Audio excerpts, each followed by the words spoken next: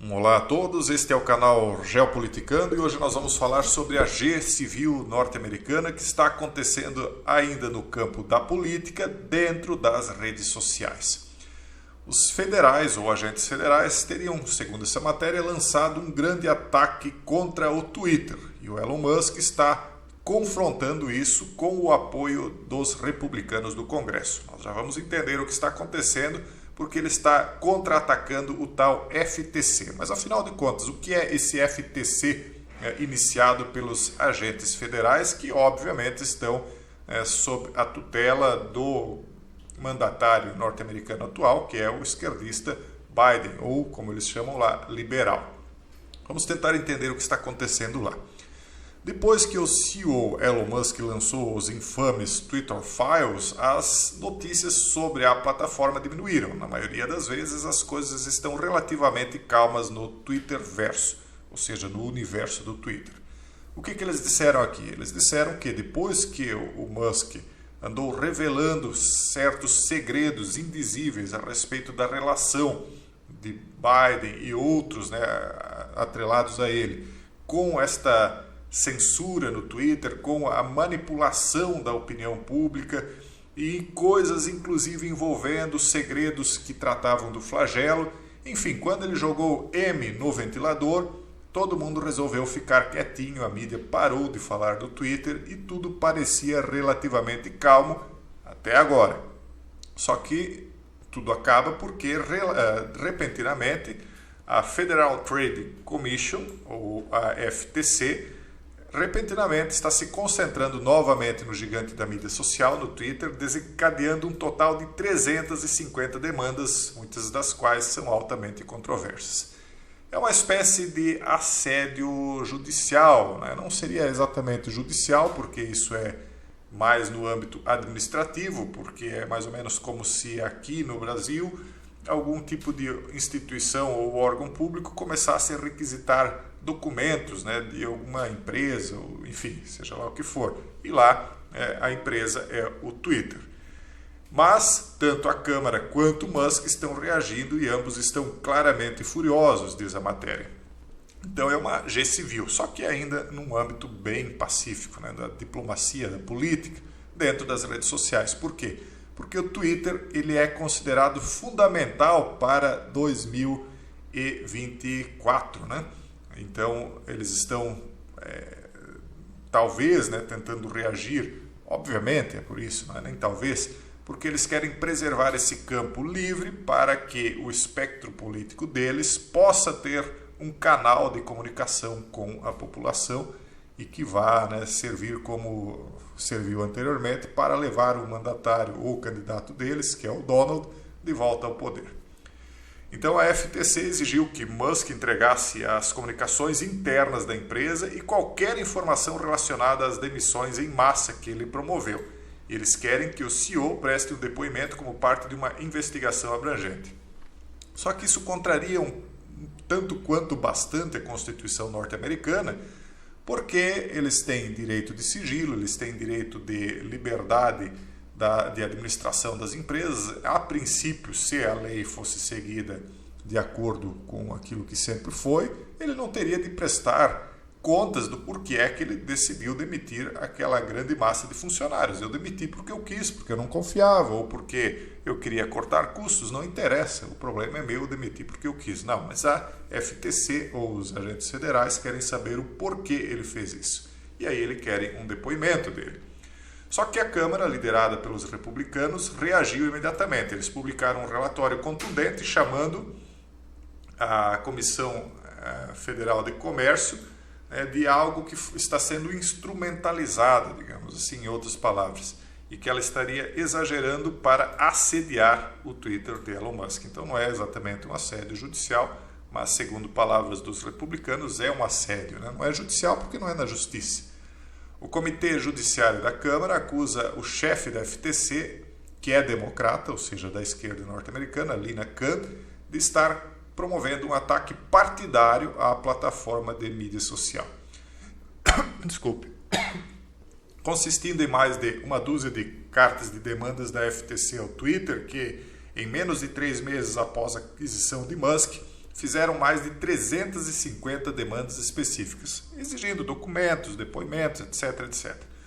Essas informações mostram que o FTC tem tentado assediar o Twitter e se intrometer nas decisões da empresa sobre assuntos fora do mandato da FTC. Novamente, aquela história, está se intrometendo na empresa. A empresa faz o que ela quer, segundo os republicanos. Se ela quer demitir, demite. E não interessa, não gostei do funcionário.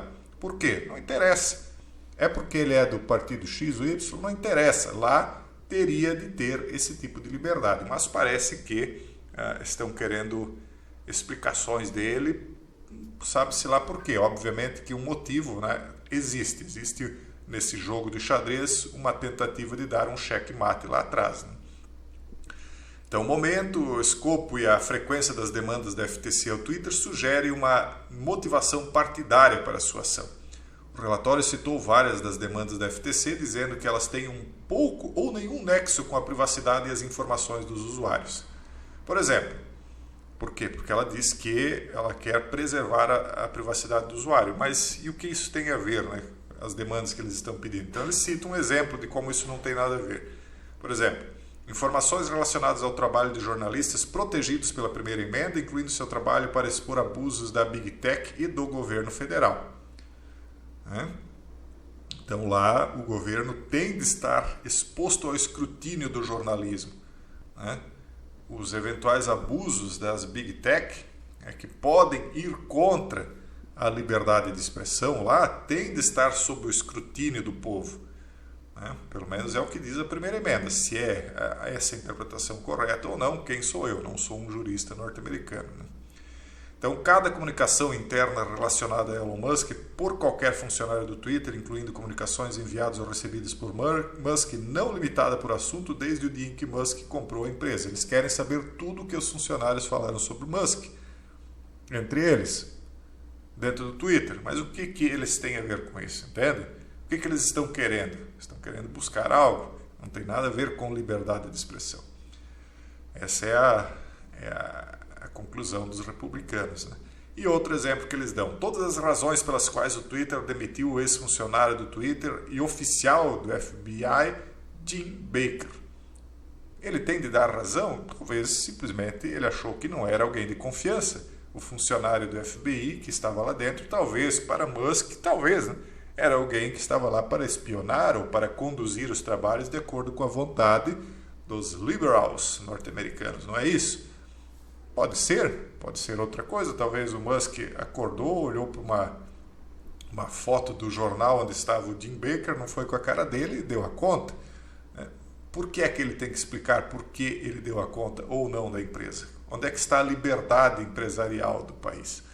Então é isso que os republicanos estão contestando. Não há lógica a não ser que existam segundas intenções por trás desses pedidos, né?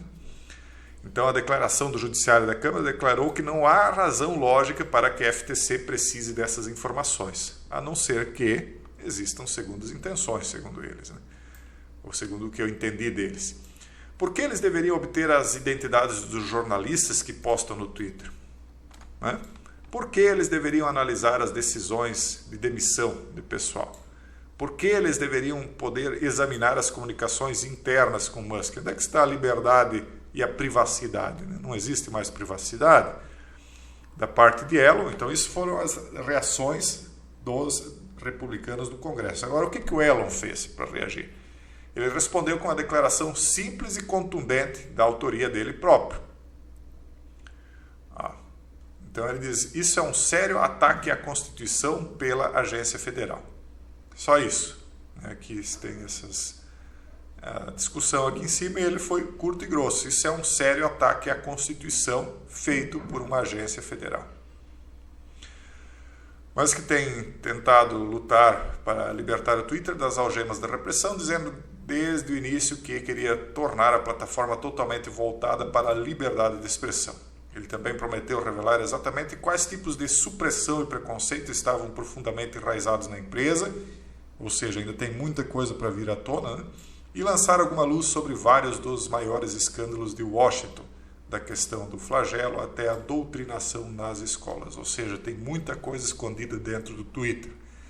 E aí fica fácil você entender por que ele pagou tão caro para ter o Twitter de volta.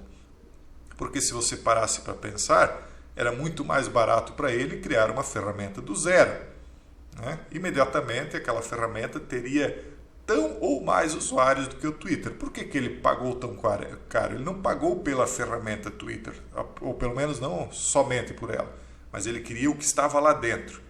E isso ninguém parou para pensar, porque se tivessem parado para pensar, eles teriam conseguido apagar tudo, né? E assim muita coisa ficou exposta. Então foi um golpe de mestre que ele aplicou aí, ele comprou na verdade informação, ele não comprou a ferramenta.